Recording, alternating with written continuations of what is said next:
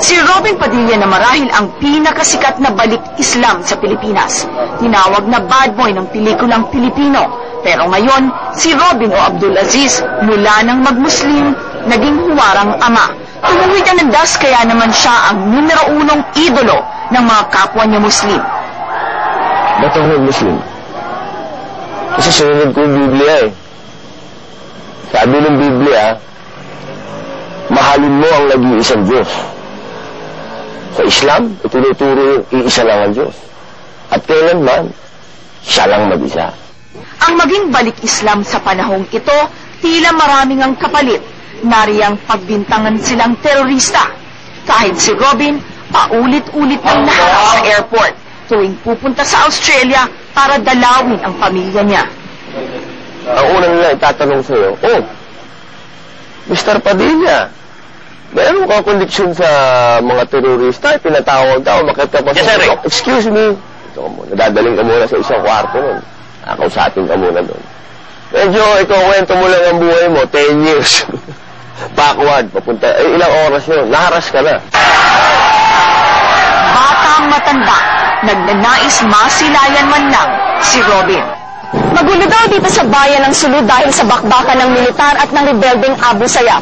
Pero sa araw na ito, iba ang pinagkakaguluhan ng mga tao. Si Robin Padilla, isang balik Islam na narito ngayon para isulong ang kapayapaan.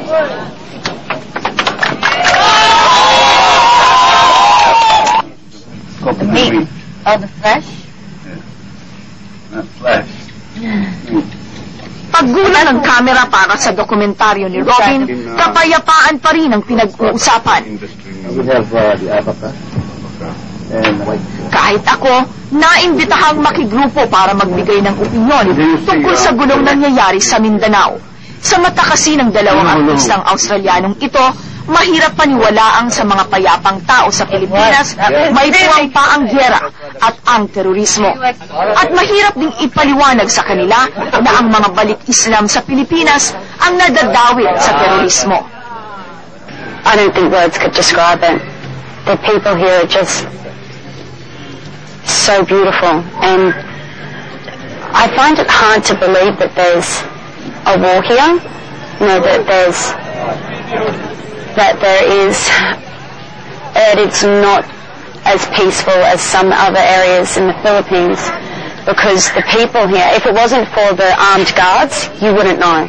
You know, in Australia, any article you read about Islamic culture and Muslims in specific is related to a terrorist. It's related to terrorist rings and right wings, and it's like anything. You have the bad with the good, but we only opened our eyes to a certain aspect of it.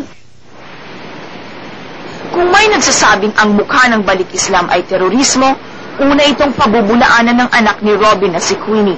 Para sa kanya, mula nang magbalik Islam ang kanyang ama, mas naging mabuting tao raw ito. My father tells me, you know, you have to try and help our Muslim brothers and sisters who are suffering in, you know, Mindanao. I think that my dad is a really religious person. I mean, if we had time, he would, you know, pray and pray and pray.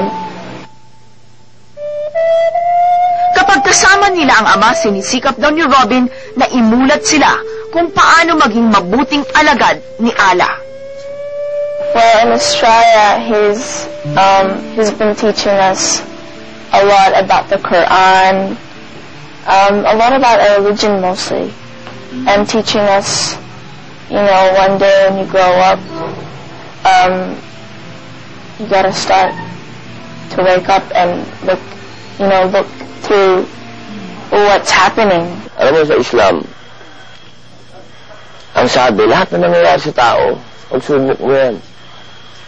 Kung paano mo dadalhin ng pagiging Muslim mo. Isang pagsubok na dapat lahat tatanggapin natin lahat ng maganda. Yung wala tayong pinapatay, kapatid. Dahil hindi ako naniniwala na ang solusyon sa problema ay pagpatay ng tao. Kung dati masalimuot ang buhay ni Robin, nagbago ang ihip ng hangin. Nang magbalik Islam si Bad Boy, natagpuan daw niya ang kapayapaan sa kanyang puso. Bismillahirrahmanirrahim. Qul huwallahu ahad, Allahu samad, lam yalid wa lam yulad, wa lam yakul lahu kufuwan ahad.